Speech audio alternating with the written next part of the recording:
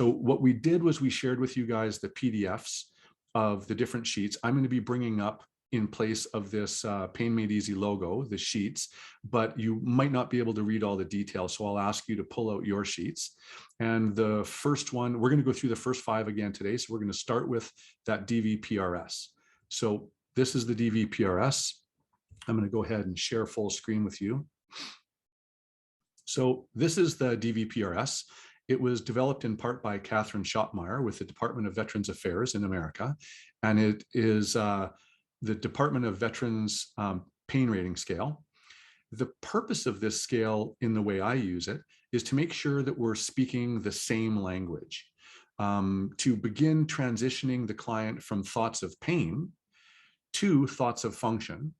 Notice I say begin transitioning, and to use this as kind of a bumper sticker statement that becomes familiar with repetition. That statement being moving from thoughts of pain to thoughts of function.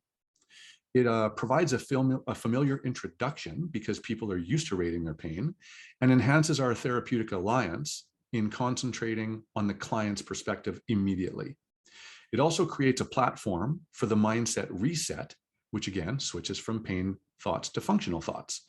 This is a meaningful scale for many people who are normally frustrated with typical pain rating scales. And again, I think it nourishes a therapeutic relationship and prepares the client for change. What I've heard in the past is that this pain rating scale was an absolute game changer. That's what I've heard from some of my clients. So let me go through how I deliver this in the clinic. I'll generally say, these, by the way, are hanging up right beside the client chair. Oftentimes when I come in, they're already looking at it. And I'll come in and just say, do you see anything familiar on that page?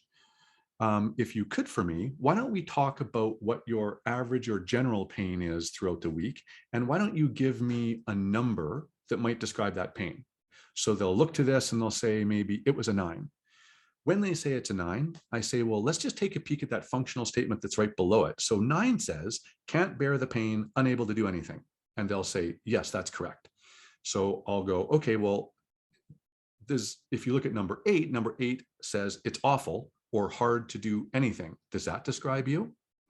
Well, it is awful and it's hard to do anything. And I said, well, the difference between 8 and 9 is on number 9, you can't do anything. And on number 8, you can do some things, but it's hard. Oh, okay, then maybe it's an 8. Well, how about number 7? Number 7 says it's the focus of your attention and prevents you from doing daily activities. Are there daily activities that you can do? Well, yes, there is. How about number 6? Number 6 says it's hard to ignore and you're now avoiding usual activities. So we'll go through a process like this where I walk down the different functional statements to see if they can find any firm footing on a number that is lower.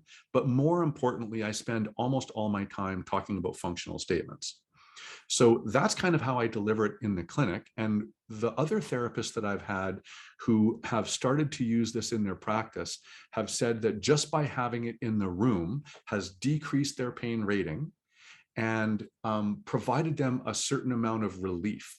Because when you tell someone you have a 10 out of 10 pain and this is the perception maybe of the client, refuse to do something, can't do something, or maybe won't do anything, now you feel that it's a bigger deal. So maybe I'm going to rate that pain an 11. I've really got to get their attention.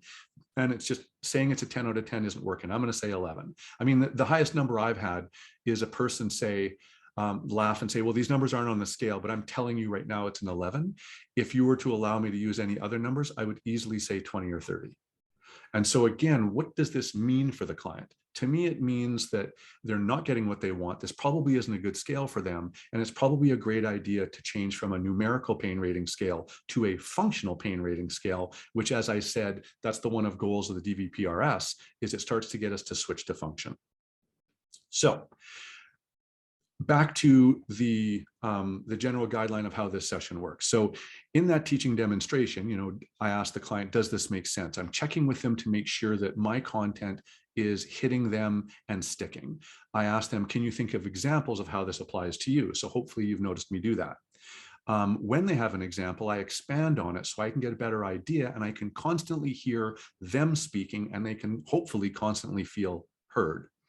So for my summary for you guys and an opportunity for a brief Q&A, we want to make sure that the way I've just demonstrated this will confirm that the sheets function, which is converting from pain reports to functional reports.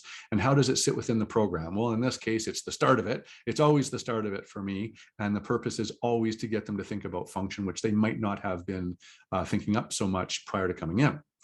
So are we using client examples? Well, I will use this oftentimes after their subjective reporting to say, when you are cleaning the toilet, what kind of a pain rating would you have gone to? And they'll say, well, that's when it gets up to an 8. And then I remember to bring them back to the functional statement. And then I'll turn around and say, how about when you're out doing a 3-minute walk? And they'll go, well, that's a bit better. That's probably only an 8. And then we'll walk through those same numbers, and maybe they'll actually come up with a 6. So now the mindset reset is I'm taking them away from really high numbers, maybe meant to get my attention because us medical people aren't listening. And it's now grounding it in the scale that's at the very bottom of the DVPRS. The last question is really, can the client handle more? Well, I've never had a client that stops at the DVPRS. Everybody is always hungry for more. By the time I get through this, I have a much better level of communication with the client, and I can see them kind of jumping on board my ship so that we can kind of sail together. So I do think that clients can handle more. And the next sheet is the start of our physiology education.